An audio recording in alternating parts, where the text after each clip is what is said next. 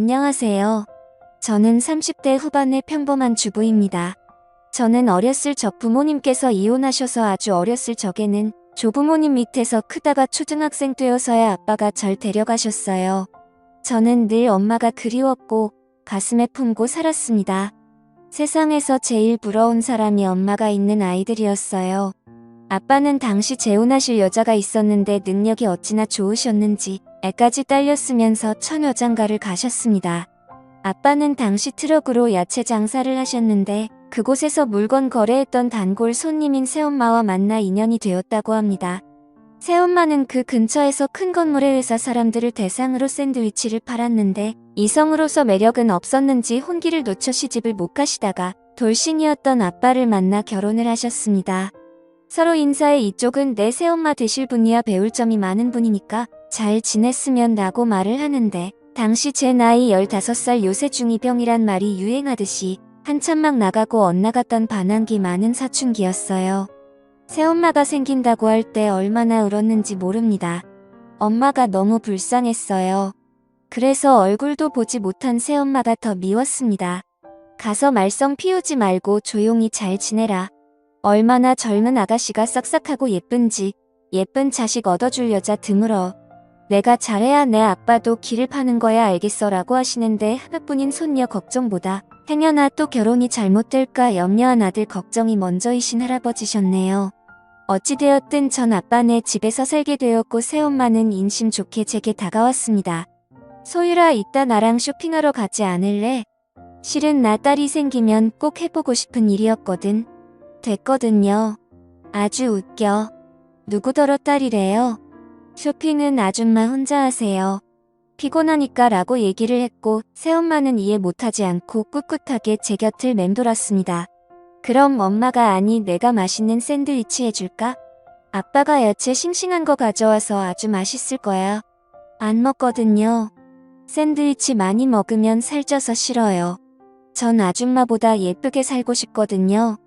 라고 했더니 곁에서 듣고 있던 아빠가 참다 못해 나서더군요. 그럼 일단 우리 다 같이 나갈까? 휴일인데 남들같이 모처럼 외식도 하고 기분도 내고 하자. 메뉴는 아빠가 정하게 가자라면서 절 눈치 주며 쏘아보셨고 아빠가 엄마에게 매일 화를 내고 소리쳤던 기억이 남아 움찔하며 갈채비를 차렸습니다. 새엄마가 원하는 대로 백화점에 도착해 제 옷을 고르고 있는 사이 저는 화장실에 간다고 하고 1층으로 내려와 액세서리 행사 매장에서 빠른 손으로 몇 개를 넣었어요. 아무도 안 본 줄 알고 쇼핑하던 새엄마에게 빨리 가자고 했고 백화점 밖을 빠져나가려 하는데 그만 가로막는 경비원들에게 제 손버릇을 들키고 말았습니다. 저는 그것 때문에 부모님과 함께 경찰서에 조사를 받아야 했고 새엄마가 경찰에게 빌고 절 호적에서 파버린다는 아빠를 말린 덕분에 고비는 넘겼습니다만 저도 어쩌질 못하는 도벽 때문에 곤란한 순간들이 참 많았어요. 결국 또다시 못된 손을 꿈틀거릴 때 평소 저를 지켜봤던 새엄마가 저를 붙들고 가게를 빠져나와 제 앞에 무릎 꿇고 울면서 말씀하시더라고요. 소율아 나도 어렸을 적에 그랬어. 습관적으로 나도 그랬는데 곁에서 관심 주는 사람도 말리는 사람도 없어서 나는 결국 빨간 줄이 그어졌지만 넌 그러면 안 되잖아. 내가 더 관심 주고 말려줄 테니까 제발 너만큼은 온전하고 평범한 인생 살자. 라며 저를 보듬어 주셨는데 뜻밖의 생각지도 못한 고백에 저는 새어머니를 다시 보게 되었고 제 방황하는 심정을 이해해 줄 사람은 새엄마일 수도 있겠다라는 생각이 불현듯 들기 시작하더라고요. 어느 순간부터 저는 새엄마에게 마음을 열게 되며 곁을 주게 되었고 새엄마는 제게 친어머니 이상으로 더욱더 잘하게 되었습니다. 새어머니가 알아봐 주신 상담 치료까지 받게 되면서 저는 도벽의 상태가 점차 좋아지기 시작했습니다. 아빠가 또다시 바람잘 날 없는 날들 때문에 자주 외박을 할 때쯤 우리 모녀는 서로를 의지하며 손을 잡고 함께 잠이 들 때도 많았어요. 고등학교를 마친 후 저는 엄마의 뒷바라지에 전문대학교 물리치료 쪽으로 진로를 결정해가게 되었습니다. 졸업할 때쯤 병원 쪽으로 실습을 나가게 되었는데 그곳 물리치료를 받고 있던 지금의 제 남편을 만나게 되었어요. 저보다 5살 정도 많은 남자였는데 운동하다가 다리 쪽을 접질렀다고 했던 그는 저를 눈여겨봤던 건지 제게 식사 제안을 먼저 했고 얘기를 해보니 남편도 저처럼 부모 없이 조부모님 밑에서 외롭게 컸더라고요. 그게 공통분모가 되어 난생 처음 설렘을 품은 채로 관계가 발전해 연인으로 후에는 부부로서 인연을 맺게 되었습니다. 대학을 졸업한 후 2년 정도 있다가 결혼을 결심하고 제 예비 신랑을 집으로 데려갔는데 아버지가 다짜고짜 반대부터 하시더라고요. 미안하지만 난 화목한 가정에서 자란 사위를 바라네. 내 딸이 재혼 가정에서 자라받은 상처를 좋은 가정에서 자란 사람이 보듬어 줬으면 라고 하는데 제 예비 신랑을 2년 정도 봐왔지만 그 누구보다 바르고 착한 청년이었거든요. 새엄마도 간간히 제 예비 신랑을 받기에 인성을 증명해 주었습니다. 저희 모녀에 가진 설득의 아버지는 두 손 두 발을 다 들고 결국 허락해 주었고 저는 기쁜 마음으로 누구 못지않게 행복한 결혼식을 올렸습니다. 허나 결혼하고 얼마 되지 않아 아버지는 술을 사랑했던 대가를 받고 간암으로 운명하시고 말았습니다. 제 남편은 아버지 장례식에서 튼튼한 사위 노릇 아들 노릇을 했고 새엄마는 그렇게 생전 아빠가 속 썩였는데도 유달리 슬퍼하며 힘겹게 아버지를 떠나보냈습니다. 새엄마는 그 후부터 생기를 잃었고 말수가 많이 줄었어요.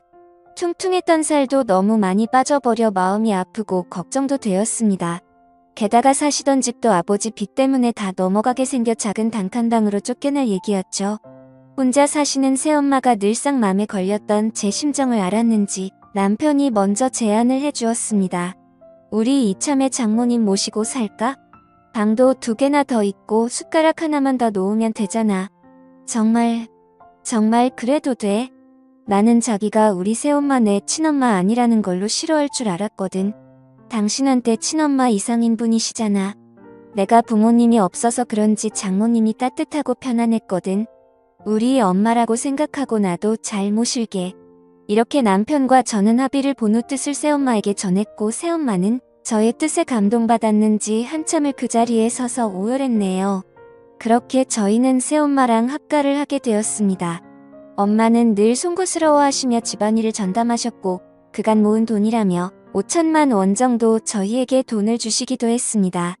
남편 사업이 좀 어려웠을 때였는데 그걸 어떻게 아시고는 보태주셨던 거예요. 남편은 진심으로 엄마에게 고마워했고 우리는 날마다 꿀같이 달달하게 살았습니다. 그러던 어느 날 예상치 못한 손님이 제 앞에 찾아오셨습니다. 그토록 그립고 보고 싶었던 눈을 감다라도 결코 잊을 수 없었던 그 사람네, 바로 절 낳아준 절 어렸을 적 버리고 갔던 저희 친엄마였어요. 친엄마는 어느 젊은 여자와 커다란 캐리어를 들고 왔는데 아무리 시간이 흐르다지만 알아보지 못할 정도로 변했고 굉장히 세련되어져서 나타났습니다. 가끔 위아래로 저를 한심하게 훑어보시더군요.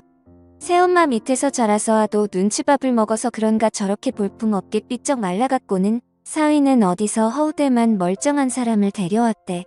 그나저나 인사해라. 얘는 내 동생이야. 너보단 4살 정도 어리고 지금 명문여대 다니고 있단다. 라면서 옆에 젊은 여자를 소개시켜줬는데 알고 보니 엄마가 재혼한 후 낳은 딸이더라고요.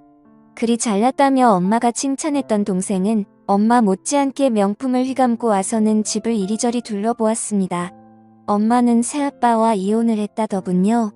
그때까지만 해도 전 엄마가 그냥 단순히 아버지가 돌아가셨고 제 근황을 보기 위해 찾아온 줄 알았는데 이유는 분명 존재했습니다. 뭐라고? 그러니까 당신 친어머니 아니 장모님이랑 처제가 우리 집에서 앞으로 머물 거라고. 미안해. 엄마가 주식을 좀 크게 하셨다는데 투자했다가 모두 날리셨나봐. 당장 갈 곳이 없다고 해서 일단 당분간만 같이 있기로 했어. 저희 엄마는 당당한 기세로 동생까지 데리고 오긴 했지만 사실상 집이 망해서 갈 곳이 없어 저를 거진 30년 만에 찾은 것이었죠. 이 때문에 저희 남편도 불편한 기색이 역력했고 역시나 제일 마음에 걸렸던 건 바로 저희 새엄마였습니다. 많이 곤란하셨을 텐데도 새엄마는 저희 엄마를 반갑게 맞이하시더군요. 언짢은 기색을 내색한 건 오히려 저희 친엄마 쪽이었어요. 원수 보듯 고깝게 말씀을 뱉으시더라고요. 참 우리 딸이랑 아무 관계도 없으면서 어떻게 이붓딸에게 붙어서 살 생각을 하신 건지 얼굴도 참 두꺼우시네요. 뱃속에서 10달 동안 품고 모진 고통한고 낳은 게 누군데 뻔뻔스럽긴. 엄마를 중간에 말렸지만 입은 쉽게 가라앉질 않았습니다. 눈치를 자주 보았고 엄마와 동생은 날이 갈수록 불만과 요구하는 게 많아졌어요. 아니 청소는 대체 누가 하는 거야? 내가 매번 보고 있는데 먼지가 잦을 날이 없어. 음식들은 뭐가 이렇게 싱거워. 아끼다 못해 이젠 소금도 아끼시나? 얘 내 여동생 이번에 등록금 좀 내줘라. 네, 여동생 팔자까지 너처럼 만들면 좋겠니? 언니 우리 이번 달 카드값 좀 갚아주세요. 좀 나와서 그런지 재촉을 하네요. 엄마가 오면서부터 저희 집에 아끼고 잘 살았던 생활 패턴이 완전히 무너져 버렸고 엄마와 여동생 뒷감당하기에 힘이 붙였습니다. 엄마에게는 생난리를 쳤지만 그렇다고 갈 곳 없는 사람들을 차마 내쫓을 수는 없었지요. 어찌됐든 제 혈육들이니까요. 적어도 제 입으로 못할 것을 안 남편이 보다 못해 엄마와 동생한테 반도직입적으로 얘기를 하더라고요. 장모님 그리고 처제 저희가 형편이 어려워서 더 이상은 카드값이니 용돈을 못 드릴 것 같아요. 처제도 등록금 대줬으면 됐지 그 이상 언니한테 메꿔달라는 건 도리가 아니에요. 그러자 엄마가 상심지를 켜며 제 남편한테 달려들더군요. 도리, 너 이놈 방금 도리라고 했어? 배우지 못했으면 예의라도 있어야지 어른한테 본세하고는. 너 이때까지 이런 놈하고 어떻게 살았니? 내가 더 좋은 우처자리 알아볼 테니 당장 갈라서. 라고 난리를 치니 곁에서 지켜보던 새엄마가 보다 못해 처음으로 목소리를 높이셨습니다. 그렇게 화난 모습은 살면서 생전 처음이었어요. 어른이면 어른답게 구세요. 우리 사위가 틀린 말 한 것도 아니고 어른 소리했다고 갈라서라니요. 이건 아니죠. 소율엄마. 오호라 사위 녀석이 뭘 믿고 깝죽대나 했더니만 당신이 시켰구만. 내가 어린 널 놓고 나오는 게 아닌데 이런 사람들이랑 엮여서 살게 하다니 내가 얼마나 힘들었겠니. 엄마가 이제부터라도 너 지킬 테니까 저것들 다 내쫓고 엄마랑 새로 시작하자. 그는 엄마가 막 제게 아픈 곳 건드리며 얘기하는 바람에 속이 울컥거려 저는 그만하시라고 말하고 그 자리를 빠져나왔습니다. 사실은 아무한테도 얘기 못했지만 자라면서 엄마의 손이 많이 필요했고 엄마가 너무나 그리웠어요. 새엄마가 좋은 분이시고 그 역할을 해주려고 했지만 신적으로는 부족한 마음이 있었습니다. 제 친모에 대한 그리움이 늘 남아있어 엄마가 무리한 행동을 하고 있다 한들 거스르고 싶지 않았어요. 남편에게 제 뜻을 얘기해도 이해한다고는 했지만 이렇게 자주 부딪히는 날이면 무조건 새엄마 편만 들고 얘기하니 은근히 그것도 거슬리고 서운하대요. 말리는 새엄마까지 괜히 얄밉더군요. 결국 이런 식으로 늘상 식구들 모두가 복창이 터지는 날이니 이런 동거를 계속할 수는 없었어요. 저는 고민하다 남편을 따로 불러 세웠습니다.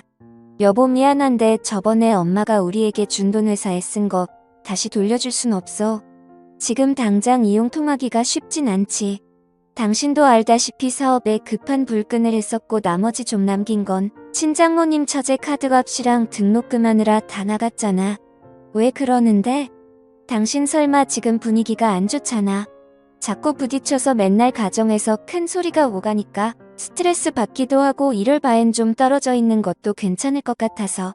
그럼 친장모님하고 처제가 나가야지 왜 우리 장모님을 떨어져 있게 하는 건데?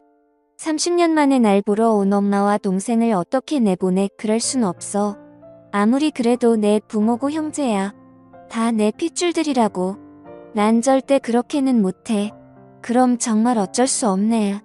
친장모님이랑 처제는 당신이 모시고 우리 장모님은 앞으로 내가 모실게. 나도 지금 친장모님하고는 매번 이렇게 살기 싫다. 저는 그게 무슨 말이냐고 엄마를 모시면 나하고는 어떻게 할 거냐고 했더니 미안하다며 엄마랑 여동생이 떠나면 그때 돌아오겠다고 저를 외면했습니다.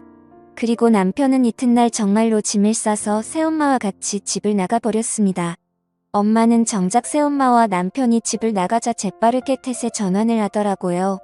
내가 좀 심한 것 같아서 아들처럼 삼고 잘해주려고 했는데 왜 또 마음 안 좋게 나간 거야. 미안하다. 엄마가 이제부터 너한테 못해준 뒷바라지 지금이라도 하며 제게 연애 때와는 달리 애원을 했고 저는 그 애원에 넘어가 일단 남편에게 연락해서 제발 돌아와 달라고 새어머니께는 달달이 용돈도 드리고 어떻게든지 살게끔 해드릴 테니까 아들 삼겠다던 우리 친엄마 마음 좋게 여기고 오라 했지만 전혀 먹히질 않았습니다. 결국 저는 엄마와 동생을 데리고 살게 되었고 자연스럽게 가장이 되었으며 매달 나오는 지나친 카드값도 모자라 더욱이 엄마가 이혼했다던 재혼한 남자까지 그러니까 새아버지까지 우리 집에 들어오게 된 것이었어요. 잠시만 살려던 그들 세 가족은 저의 집을 차지해서 자신의 것인 마냥 누렸고 저는 매일 들어와 집안일에 시달리며 돈줄 노릇을 해야만 했습니다. 그리고 정말 후회하며 폭발할 만한 일이 드디어 터지고 말았습니다. 좋은 사람 만나서 아무래도 결혼해야 할 것 같은데 예단 좀 대줘요 라면서 배를 어루만지는 배를 보며 공부하라고 등록금 대주었더니 엉뚱한데 시간을 썼는지 임신한 배를 만지며 갸륵하게 웃는데 눈앞이 캄캄했습니다. 가뜩이나 혈압이 올랐지만 꾹 눌러 참고 미안한데 대출도 못 받고 더 이상 돈이 없다고 하니 엄마가 안면 몰수하며 또 나서더라고요. 이 집 있잖니? 담보로 대출받아 예단 좀 해주면 안 되겠니? 내 세부 될 사람이 아주 마치 예비 법조인이라니까. 지금 로스쿨 다닌다는데 어디 법조인 사위를 얻어봐 왜 돈도 다 갚고 너은에 모른 척 하겠니? 애시당초 내 남편하고는 근본부터 다른 사람이라니까. 돈 좀 남으면 내 새아빠 재계하게끔 투자도 좀 하고 지금은 비록 망했지만 한방에 있는 사람이야. 저는 엄마의 말에 이성을 잃고 그 자리에서 소리를 지른 뒤 바닥에 주저앉고 말았습니다. 그리고 내가 살기 위해 그 집에서 빠져나와서 한참을 걸었어요. 어디서부터 뭐가 그렇게 잘못된 건지 난 그저 엄마가 그리워서 보고 싶어서 같이 모시고 싶었던 것뿐인데 엄마는 제가 생각해온 사람이 아닌 게 문제였던 걸까요? 오늘따라 유난히 새엄마와 남편이 그리웠습니다. 감정에 북받쳐 나오긴 했지만 갈 곳이 없더라고요. 큰맘 먹고 괜찮겠지 마음 먹고 다시 들어갔는데 도어락을 조심히 열고 들어가니 오붓하게 세 식구가 TV 보며 하하호호 즐겁게 지내고 있더이다. 누구도 원망할 수 없었고 그대로 돌아설 수밖에 없었어요. 세월이 무정한 탓인지 인간의 이기심 탓인지 친엄마의 진짜 모습 앞에 진심으로 후회를 하며 남편에게 연락할 수밖에 없었습니다. 당신이 옳았다고 하며 전화기를 붙들고 한참이나 울었습니다. 남편이 제 절실한 말을 듣고 바로 제 앞에 오더라고요. 곁에는 새엄마도 함께였고 앙상해져 버린 저를 맞아주며 안쓰럽게 눈물 짓고 온 저를 다독여주었습니다. 괜찮아 소율아. 아무 말 안 해도 그 심정 내 잘 안다. 엄마 품으로 잘 돌아왔어. 내 새끼 미안해. 엄마 가슴 많이 아팠지. 엄마가 우리 엄마인데 나를 생각해준 건 우리 엄마밖에 없었는데 그깟 핏줄이 뭐라고 그딴 게 뭐라고. 새엄마의 품이 이토록 포근했는데 친엄마 품은 더 그립고 포근할 줄 알았던 착각이 절 무너지게 만들었습니다. 남편은 저와 새어머니를 모시고 저희 집으로 들어갔고 정중하지만 단호하게 그들에게 집에서 나가달라 했지만 못 나가겠다고 대자로 뻗고 통곡하고 남편은 역정을 내며 온갖 욕설을 다 듣고 끝내는 경찰까지 오고서야 마무리가 되었습니다. 남편과 저 새엄마의 꼴은 정말이지 말이 아니었어요. 그들은 한스럽게 억울한 듯 경찰 앞에 진술을 했지만 집이 남편과 저의 공동 명의로 되어 있었던 터라 나갈 수밖에 없었죠. 친엄마는 다시 한번 제 마음을 흔들기 위해 팔린 핏줄을 운운하며 애원했지만 더 이상 속을 수 없었어요. 왜냐하면 저는 핏줄보다 소중한 남편과 핏줄 그 이상으로 사랑한 엄마를 지키고 싶었으니까요. 비록 친엄마를 다시 잃기는 했지만 후회하진 않습니다. 저의 가족은 다시 행복하게 살아나가고 있네요. 언제까지나 제 가족들과 온전하고 평안하게 함께 살고 싶습니다. 핏줄보다 중요한 건 신뢰와 정이란 걸 알았으니까요.